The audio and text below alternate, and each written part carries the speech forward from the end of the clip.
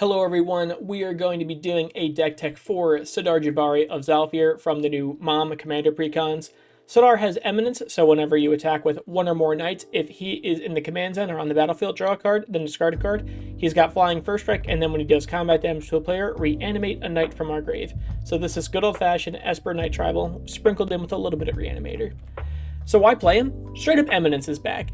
Eminence is a keyword that Magic made back in 2017 with some other tribal precons, and they are mistakes. They are so good. Eminence is such a broken keyword.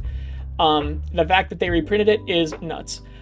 There's tons of new support for the tribe with the colors. White already has a lot. We had El Drain, and we even had a couple other random knights come in from other sets, but a lot more support. We have Fun Reanimator, one just deals combat damage, and he's got a ton of card draw. So he just straight up enables himself. Vulnerabilities. Eminence doesn't really have a lot, just because it's Eminence. So Grave Hate and Board Wipes. So Grave Hate, just because we want to reanimate our guys, and Board Wipes because we are ultimately a beatdown deck, and that stops us from beating down. So the game plan. We don't really need him to win, just because Eminence is always there, so we don't really have to actually play him if we don't want to. Because we're always going to get at least the looting ability. So the game plan is flood out with knights. We can reanimate from the grave if we do play him, or some other abilities that do that. And the main way we're going to win is turn our card sideways and hope our opponents can't block. Let's go to creatures. Acclaimed Contender, 3 mana, 3/3. All the creatures in the deck, I'm pretty sure are knights. Maybe one or two aren't, so they're all knights. When he enters the battlefield, if you control another knight, look at the top 5 cards of your library. You may reveal a knight or is not relevant, equipment, or a legendary artifact from among them and put them into our hand. He's basically just like dig 5, pick something you like out of them. Adeline is a knight that doesn't make knights, but she does help beat down a lot quicker just by making like a 1/1 tapping each of our opponents. I build these decks in the idea of having 3 opponents in a pot of 4. So the fact that she just makes these tokens to just casually smack into people is very good. Ariel, the OG Knight Commander, 4 mana, 4/4 with Vigilance. You can pay 3 mana, tap her, make a knight, pay a black, tap X untapped knights you control, destroy target creature with power X or less. That's a great combat trick, or at least end of turn ability. Blacklands Paragon, a 2 mana, 3/1 with Flash. When he enters the battlefield, target knight gains Death Touch and Lifelink till end of turn. So you can either play him as is and give him Death Touch and Lifelink and use him as an ambush viper, or you can, if someone has an unfavorable block that you don't like, you can flash him on in to give it Death Touch and Lifelink, and then they're going to lose their creatures. Battle Angels of Tyr, flying Myriad 4/4 for 4, great. So whenever Battle Angels of Tyr deal combat damage to a player, draw a card if they have more cards than each other player. Then you make a treasure if that player has more lands than each other player, and then you gain 3 life if that player has more life than each other player. So the likelihood of one of these effects at least happening is good. And just the fact that when you attack, you're going to make 3 copies of this guy, just hitting your other opponents for fun, is very good. Like the worst case is they now have to deal with a flying 4/4.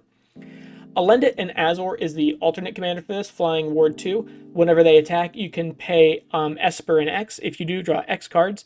And then at the beginning of your end step, you may pay 4 life. If you do, create a number of 1/1 black vampire knight creature tokens with lifelink, where X is basically the amount of cards you draw. The cool thing about her is we just draw for turn, and then we're also going to be drawing cards from Sidar, so that's even more cards. And then when we attack, we can just draw as many cards as we want with the amount of mana we want to spend into it. And then just paying 4 life really isn't that big of a deal, just to make like a ton of 1/1s with lifelink that we'll just get back next turn anyways. Pretty good. Alenda, 4 mana, 1/1 with lifelink. What a terrible rate. But straight up, Alenda says, whenever another creature dies, not you control, just another creature dies, put a 1/1 counter on her. And then when she dies, make X 1/1 white vampires with lifelink, where X is her power. So the cool thing is we're going to build her up, and then she's going to die. We're going to get a ton of tokens, and then we're going to reanimate her, and then we're going to build her up, and then she's going to die. We're going to get a ton of tokens, and we're going to try and do that with her. And again, like, even just like having like a couple creatures die and getting like a 6/6 lifelinker is really good. Exsanguinary Cavalier, one of the new cards, 3 mana, 2/3 with Menace and Lifelink. Whenever a knight you control deals combat damage to a player, put a 1/1 counter on that creature and make a blood token. Really good, kind of like a pseudo lord almost, just because one, knights get through, we're going to beef them up, and then we're going to make blood tokens, which we can use to draw even more cards and add more creatures to our graveyard to reanimate later. Guardian of Faith is a fantastic card. Flash Vigilance 3/2. When he enters the battlefield, any number of other target creatures you control phase out. He basically takes one for the team, is what he does. Someone casts a board wipe, you say, Guardian of Faith, you flash him on in there. He phases out all your other creatures, and then he takes one for the team. He dies, everyone else gets to live. So I put all the Cavaliers on the same page, just because they're all so similar. Cavalier of Dawn is a Vigilance. When it enters the battlefield, destroy up to one target non-land permanent. Its controller gets a 3/3 golem. It's basically Generous Gift. And then when it dies, return target artifact or enchantment from your graveyard to our hand. Cavalier of Gales has Flying. When it enters the battlefield, draw 3, then put 2 back on top in any order. And then when Cavalier dies, shuffle it into its owner's library, then scry 2. Cavalier of Night has Lifelink. And then when he enters, we can sacrifice another token, or another creature, ideally just like a creature token or whatever. And then when we do, destroy target creature an opponent controls. And then when he dies, return target creature with converted mana cost 3 or less from our graveyard to the battlefield. Lots of words. So the only issue with all these is Cavalier of Gales. When it dies, it shuffles back into our deck. We'd rather have it into our grave so that we can reanimate it later. But it is what it is. So the idea with these cards is having 3 color pips makes them hard to cast in a 3-color deck. Not impossible, more pretty annoying. So the idea is we discard these guys away with Sidar, and then we reanimate them back to the field. And then we're just okay with them dying and all that because we get the good abilities from that. Hakon Stromgald Scourge? Alright. He's a zombie knight. We can't cast him from anywhere but our grave. He has to be in the grave to cast him, but that's fine because we just loot anyways, all the time. As long as he is in play, like when we have to reanimate him from our grave, we just do that with our commander. We may play knight cards from our graveyard. We can just straight up start playing knights from our grave. And then when he's put into a graveyard from play, we lose 2 life. That sucks, but he lets us play knights from our graveyard, which is pretty cool. Herald of Hootspeeds has horsemanship, and it gives our other guys horsemanship. Horsemanship and commander might as well say your creatures are unblockable because no one runs horsemanship. Well, some people do, but don't worry about them. Those people are lunatics. Hero of Bladehold. 4 mana 3/4 battle cry. Whenever she attacks, make 2 1/1 soldiers that are tapped and attacking. So the way she works, she's kind of cool. You attack with her, the battle cry ability goes on the stack, and then the create 2 attacking soldiers come into play. So the soldiers resolve first, and then battle cry resolve. So she really makes 2 attacking 2/1s. Which is pretty cool, and then she also buffs up the rest of the team, and she's a knight. Kinsbale Cavalier gives knights double strike. Just one of the best keywords in the game. Your knights just have double strike, and double strike is cool with our commander because our commander says when he deals combat damage to a player, you reanimate a knight. But double strike lets it deal combat damage twice, so now we reanimate 2 knights. Knight Exemplar really is exemplary because she has first strike, and she gives our other knights +1/+1 and indestructible, arguably the best keyword in Magic. Lockwayne Lancer, 5 mana 5/5 with Menace. Whenever another non-token knight you control dies, each opponent loses 1 life, and we draw a card. Kinda cool, we don't care if our knights die, we can just reanimate them anyways. Marshal of Zolfir, 2 mana Lord, and then we can tap another creature. Midnight Reaper, 3 mana 3/2. Whenever a non-token creature you control dies, just draw a card and you take a damage. Murderous Rider, the way we're going to use Murderous Rider is we're going to cast Swift End, right? We're not just going to hard cast Murderous Rider, not from an adventure. So Swift End, we're going to destroy target creature or planeswalker and lose 2 life. Sounds good. And then later, if we have nothing else to do while he's on an adventure, we're going to pay 3 mana and cast this 2/3 lifelinker. Silverwing Squadron is a big card with a lot of potential. In a vacuum, it is a 6 mana 1/1 with Flying and Vigilance, because its power and toughness are equal to the number of creatures we control. And then whenever it attacks, we're going to make a number of 2/2 white knight creature tokens with Vigilance equal to the number of opponents we have. So the idea with this card is we play it, or ideally we reanimate it, and then when we attack with it, we're going to get 3 2/2s. And then we're going to have 6 2/2s, and then we're going to have 9 2/2s, and it's going to get bigger and bigger and bigger. Smitten Swordmaster, you gain X life, and each opponent loses X life, or X is the number of knights you control. Just straight up a 1 mana huge drain spell. And he is a 2/1 with lifelink, and he really wants to marry Ayara, or he's gonna die trying. Sorry, Smitten Swordmaster. She got completed. Sorry, buddy. Valiant Knight, 4 mana, 3/4. Other knights you control get +1/+1, and then as a little combat trick, pay 5. Your knights gain double strike. Thanks, Valiant Knight. Voldaren Wave Knight, whenever you draw a card, put a 1/1 counter on each other knight we control. We don't have any other merfolk. He's the only one. Which is great, because we're going to be drawing a lot of cards, just because we do it on attack, and we do it for our turn. Great. Vona, Butcher of Magan, 5 mana, 4/4 with Vigilance and Lifelink. With tap, pay 7 life, destroy target non-land permanent, activate this ability only during your turn. Here's how you use Vona. You go to declare attacks, right? And then when it's declared as an attacker's, like in response to blockers, you can then just tap her, lose 7 life, destroy a non-land permanent, and then she's still considered attacking. So then you're going to pay 7, and then you're going to gain 4 life right back. So it's really only 3 life. Wintermoor Captain, 2 mana, 2x, Death Touch. Toughness is equal to the number of knights we control, and then whenever he attacks, another target knight you control gains indestructible until end of turn. Ideally, that's our commander, or really whatever. Just giving something indestructible is great. And who wants to block like a 2x, where x is a huge number with Death Touch? Like, no one wants to do that. And then we have Worthy Knight. Whenever we cast a knight, make a human. Just help flood out the board with more creatures. Let's go to Sorceries. Distant Melody. Choose a creature type. It's going to be Knight. Draw a card for each Knight. Haunting Voyage. Choose a creature type. It's going to be Knight. Return up to 2 target creatures of that type from our graveyard. But if we foretell it, we return all knights from our graveyard to the battlefield instead. Cool. Each player chooses a creature type. You guys, you're never going to guess what we're going to choose. But then each player returns all creature cards of that type chosen this way from their graveyard to the battlefield. It's going to be knights, guys. It's going to be knights. Reanimate, we're just going to get a knight back. We're going to lose some life, but if we can't, for whatever reason, sneak in with our commander, we just have an easy reanimate. Supreme Verdict, we got a lot of boys, and we don't really like the field being nuked, but sometimes it's like a necessary evil. Then we have Unburial Rites. I like Unburial Rites because, again, it's just a quick little reanimate, and then it has flashback, so even if we don't want it right then and there, we can just discard it on the attack trigger from Sidar, and then just flash it back later. And then we have Victimize. Choose 2 target creatures in our graveyard, sacrifice a creature, ideally like a token, and then return the chosen card to the battlefield tapped. So we just get, like, ideally sacrifice a creature token to get 2 non-token creatures from our grave. Instance, Akroma's Will. Choose one. If you control your commander, do both. So we're either going to use this offensively or defensively. Offensively it's going to give our knights Vigilance, Double Strike, and flying until end of turn, so a lot of damage.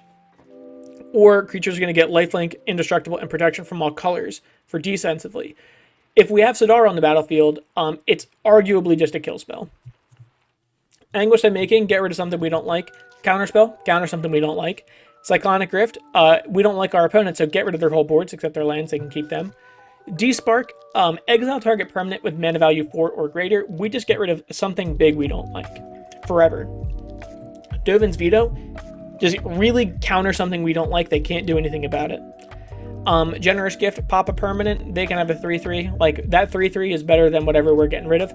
Swords to Plowshares, get rid of our opponent's best creature at the time, and they can gain some life, not a big deal. Unbreakable Formation, again, we use this offensively and defensively. Defensively, going to give our creatures indestructible, that's the main reason if someone decides to board wipe or whatever. But if we cast it during our main phase, we put a 1/1 counter on all of our boys, and they gain Vigilance, and they get indestructible still. So, good either way. And then we have Void Rend, can't be countered, get rid of something we don't like. One of the best new instants, I love it, it's so cool. Plus the art's good too. Artifacts, Arcane Signet, it's a mana rock. Herald's Horn, he lent it to us, we're going to say Knight, Knights are going to cost 1 less, and then at the beginning of our upkeep, we're going to look at the top part of our library. If it's a Knight, we can reveal it and then put it in our hand, and then we still have like an extra draw. So it's, it's a cost reducer, and then we can sometimes draw an extra card. Icon of Ancestry, Knights are going to get +1/+1. We can look at the top 3 cards of our library and put a Knight into it. It's just kind of like it's kind of like a mana sinker. It's like, like at the end of our turn, like we have 3 mana open, like might as well like look, like, essentially draw a card. Lightning Greaves. Ideally, we put it on our commander. We don't really need our commander to be on the field, but if we want to be more on the Reanimator plan, like we do late game, we would like to keep it protected. Soul Ring because it's Soul Ring. Sword of the Animist is like the only equipment. I just think Esper Knights don't really care about equipment too much. I think more Mardu Knights care about equipment. But Sword of the Animist, it's just ramp. We're an Esper. Esper doesn't really have ramp. Circle of Loyalty, which I love, costs 1 less for each knight we control, and then our creatures get +1/+1. And then whenever we cast a legendary spell, we get a 2/2 knight with Vigilance, and then we can just pay 4 mana to essentially make a 3/3 knight with Vigilance because it gets plus. And then Vanquisher's Banner, we're going to choose knight. Knights get +1/+1. Whenever we cast a knight, draw a card. Great card all around. Enchantments, Animate Dead. Don't worry about all that. It basically just return a creature card from our graveyard to the battlefield, gets -1/-0. And like that's like the aura. Black Market Connections kind of does the Sunday special. We choose any number of these that we want. We make a treasure, which we pretty much always want. We draw a card, which we pretty much always want. And then sometimes we can make a 3/2 with Knight. A 3/2 Knight. But lifelink, like, you know, not lifelink. Life is a resource. I would pay 3 life every turn to make a treasure and draw a card. That's so good. Cathar's Crusade, whenever another creature enters the battlefield, put a 1/1 counter on each creature we control. Just going to make our knights bigger and bigger and bigger. Chivalric Alliance, it's a new card, a 2-mana enchantment. Whenever you attack with 2 or more creatures, draw a card. Sounds good to me, mono white. And then we can pay 2, discard a card, make a 2/2 white and blue knight creature token with Vigilance. This is cool because we can essentially just pitch a card to reanimate later and get a guy if we need to in a pinch, and it just lets us draw. Etchings of the Chosen, we're going to say Knight. Knights get +1/+1. Pay 1, sacrifice a creature of the chosen type. Target creature you control gains indestructible. So ideally that's like to protect our commander or really whatever we want to keep around. It's just good as a lord ability or whatever. Or even if like someone's like nuking the field, we can just pay as much as we can into it, get rid of the guys we want to get rid of and keep the guys we want to keep. History of Benalia, for my brothers and sisters that played with me in Dominaria. History of Benalia is a silly card with fantastic art. Not that I support Noah Bradley, I just like the art. Anyways, not the point. Make a 2/2, and then you make another 2/2, and then just every knight you control gets +2/+1 until end of turn. And then it goes away. I just like it. I think it's cool. I mean, when you like look at it in a vacuum, it's essentially 3 mana for 4 power. That then buffs up the rest of your team, like later on. Like +2/+1 is pretty relevant. Kindred Discovery for enchantments. Are we still on enchantments? We are. I got sidetracked. 3 mana. We're going to say Knight. Whenever a Knight enters the battlefield or attacks, draw a card. Again, we got a lot of draw in this deck. Knight's Charge. Whenever a Knight you control attacks, each opponent loses 1 life and we gain 1 life. Then we can pay 8 mana and then sacrifice it and return all Knight creature cards from our graveyard to the battlefield. That's kind of like a Hail Mary, like, why not? Like, what else do we have to lose? Reconnaissance Mission, whenever a creature you control deals combat damage to a player, you may draw a card, and it has cycling, so if we don't want it, we can just try again for something else. We have Reflections of Litjara, 5 mana. We're going to say Knight, and then whenever we cast a spell of the chosen type, copy that spell. So ideally, it just doubles up our guys. Like, let's say we play, like, I don't know, any non-legendary Knight. I can't even think of one, but let's say, like, a Lord. Like, now we have 2 Lords. Teferi's Ageless Insight, if we would draw a card except for the first one, draw 2 cards instead. So now when we attack, we're going to draw 2 and only discard 1, or really, we have so many abilities that draw cards, like, it's just going to double it up. Lands, running all of the, you know, come in turn 3, unless they're tapped, all of the check lands, all of the shock lands, all of the battle bond lands, and then just for general lands, we'll go through a Command Tower, it's good. Exotic Orchard, it's good. They basically are always going to tap for Esper, because like more likely than not, like some of your opponents are going to be playing black, blue, or white. Path of Ancestry enters tapped, but whenever we and it taps for any color, and then when we use it to cast a knight, we scry 1. Rafine's Tower, just because it's Rafine's Tower, it's a Triumph, hits all our colors, and it's fetchable, and we can cycle it. Reliquary Tower, we draw a lot of cards, having no max hand size is good. Secluded Courtyard, we're going to say Knight. We can just tap it for a colorless, or we can tap it to cast a Knight or activate a Knight's ability. Take Numa, I like the idea of, because it just taps for a black, that's fine, but then we can discard it and then mill 3 and then return target creature or planeswalker from our grave. It costs less if we have legendary, but the fact that we can fill our grave real quick and then like get something back if we want to, it's good. Unclaimed Territory, it's just worse Secluded Courtyard. We just say Knight, taps for a colorless, taps for any color to cast Knight spells. And then Vault of the Archangel, I just like the idea of just taps for a colorless, or we can pay Orzhov and 2 into it and tap it. Creatures you control gain Death Touch and Lifelink until end of turn. That could be a lot of damage. Just for basics, we don't have a ton. We have 14, just 4 islands, 5 plains, and 5 swamps. I decided to use Shards of Alara lands for these. I just thought they were neat. Some a little bit like miscellaneous. The deck is like 420 bucks, but the set's not released yet. So as I was making this, like literally every card that was in the pre-con is $10 plus, and all of the cards that were just from the new mom set are like $3 plus, even just like commons and uncommons. So it's going to go down like a lot, and the average CMC is 3.42. That kind of seems high. It doesn't really matter though, just because we're going to be drawing so often, like we're just going to fill it back up anyway and probably never miss a land drop. Thanks for watching. Like the video, it really does help. I'm new to the whole YouTube thing, but liking the video really does help a lot. Subscribing, love you for doing it. If you want to see more videos like this, and then comment what deck you want me to do next, and I'll just do it. Thank you guys for watching, and I'll see you next time.